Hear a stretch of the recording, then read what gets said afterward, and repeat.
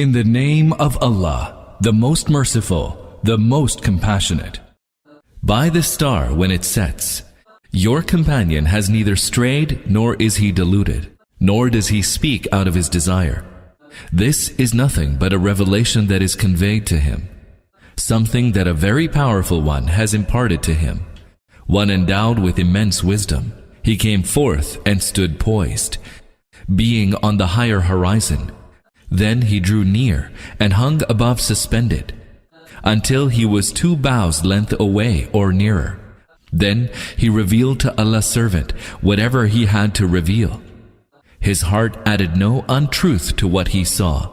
Are you then going to contend with him regarding what he sees with his eyes? Indeed, he saw him a second time, by the lot tree at the farthest boundary, near which is the garden of abode.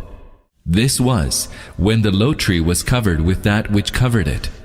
His eye did not waver, nor did it stray, and he certainly saw some of the greatest signs of his Lord.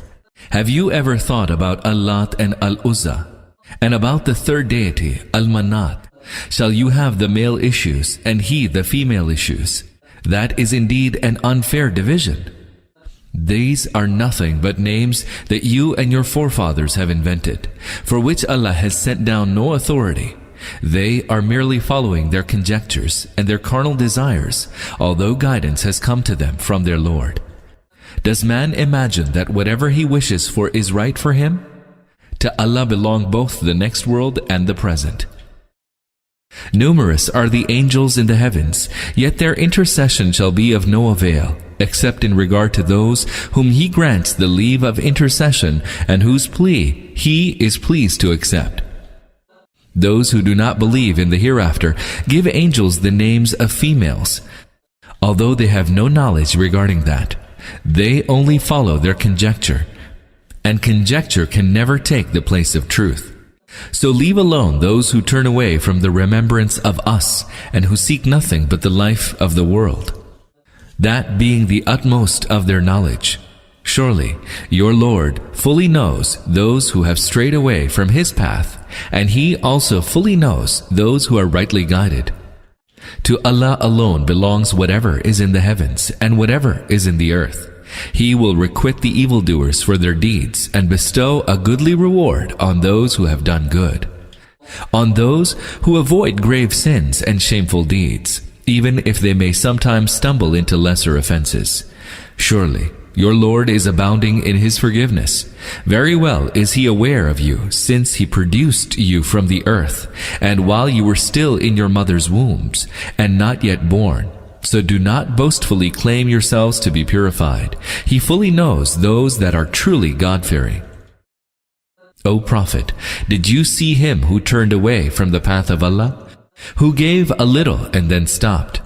Does he have any knowledge of the world beyond the ken of sense perception, and therefore clearly sees the truth? Has he not been informed of what is in the scrolls of Moses, and of Abraham, who lived up to the trust? Peace be upon them, that no bearer of a burden shall bear the burden of another, and that man shall have nothing but what he has striven for, and that the result of his striving shall soon be seen, and that he shall then be fully recompensed, and that the final end is with your Lord, and that He it is who causes people to laugh and to cry, and that He it is who causes death and grants life. And He it is who created the 2 kinds, the male and the female, from a drop of sperm when it was emitted, and that it was for Him to grant the second life, that He it is who bestowed wealth and riches, that He is the Lord of Sirius, that He it is who destroyed the ancient Ad and Thamud, leaving no trace of them, and that He it is who destroyed the people of Noah before, for they were much given to iniquity and transgression. And He brought perdition upon the subverted cities, and caused them to be covered with that which He covered them with. So which of your Lord's bounties will you doubt? This is a warning among the warnings of yore. The imminent hour has drawn near, and none but Allah can avert it. Will you then wonder at this? Will you laugh at it rather than weep? Will you occupy yourselves simply in merriment? Prostrate yourselves before Allah and serve Him.